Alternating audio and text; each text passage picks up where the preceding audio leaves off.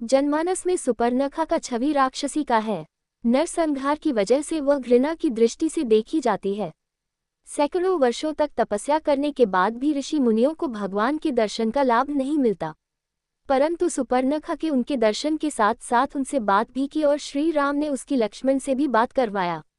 भक्ति रूपादि शक्ति जगत जननी माँ सीता के दर्शन भी करवा दिया। जिज्ञासा बनी रहती है कि आखिर ऐसा कौन सा पुण्य किया होगा जिसे उसे यह सौभाग्य प्राप्त हुआ। मनीष को ज्ञानी जब हमेशा इसका चिंतन किया करते हैं। आंखों से इशारा कर रही थी, इसे देख देवराज इंद्र विचलित हो गए और उसके ऊपर प्रसन्न हो गए। तब से मैं तारा इंद्र के प्रियासी बन गई। इस समय पृथ्वी पर एक प्रजा नमक ऋषि बहुत तपस्या कर रहे थे। भंग करने हेतु इंद्र नयनतारा को पृथ्वी लोक पर भेज दिया, परंतु होने पर नयनतारा को रक्षा से होने का श्राप दे दिया। ऋषि की क्षमा याचना करने पर उसे कहा कि रक्षा जन्म में ही तुझे प्रभु का दर्शन हो गई। तब वह अप्सरा अध्याय बनी। उसे दिन निश्चय किया कि प्रभु के दर्शन होने पर उन्हें प्राप्त कर लेगी। वही नयनतारा वाला मोहक रूप बनाकर भगवा रंग के पास गई, परंतु एक गलती कर बैठी, वह भी है कि पर ब्रह्मा भगवान विष्णु को पति रूप में पाने की इच्छा प्रकट की और कहती है कि इस पृथ्वी पर तुम जैसा पुरुष नहीं, मुझ जैसी नारी नहीं, हमारा संजोग अर्जुन होगा। मैं आत्मसमर्पण करने आए हूँ। तुम्हारी सुंदर सर्जरी रूप ने मुझे अपने सपनों का कांड मिल गया।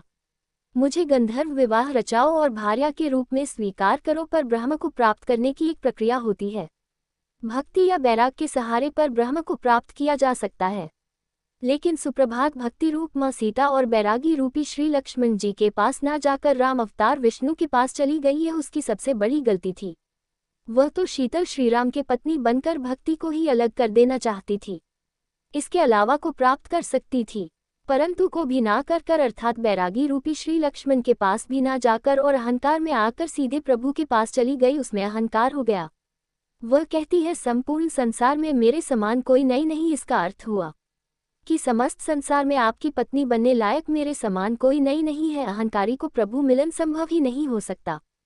फिर भी उचित प्रक्रिया का ज्ञान करने के लिए उसे बैरागी रूपी लक्ष्मण के पास प्रभु ने भेजा था कि उसे प्रभु मिलन की सहित भीम का ज्ञान हो सके।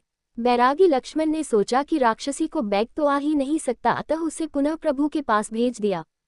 तब प्रभु ने कहा कि मैं तो भक्ति में विवश हूँ। तब सुपर का भक्ति रूप माँ सीता के पास गई, परंतु वहां भी एक अपराध कर बैठी। प्रभु सीता के बस में है, अतः मैं सीता के ही खा जाऊं। परंतु लक्ष्मण जी ने क्रोध में जाकर उसके नाक कान काटकर अंग भंग कर दिया।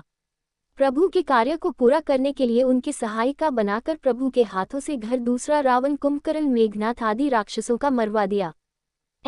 और प्रभु भक्ति की उचित प्रक्रिया बनाने के लिए पुष्कर में चली गई। जल में खड़े होकर भगवान शिव की आराधना करने लगी। 10,000 वर्षों के बाद हमने अवतार लेंगे, तब पूजा के रूप में तुम्हें कृष्ण के पति सुख की प्राप्ति होगी। तब भगवान श्री कृष्ण तुम्हारी पूजा ठीक करके वही नयनतारा वाला अप्सरा का मनमोहक रूप प्रदान करेंगे। कमेंट बॉक्स में बताएं और पसंद आए तो लाइक करें। ऐसे ही रोचक वीडियो देखने के लिए जुड़े रहे। फिर मिलेंगे खास वीडियो के साथ, तब तक देखते रहिए रामायण स्टोरी। धन्यवाद।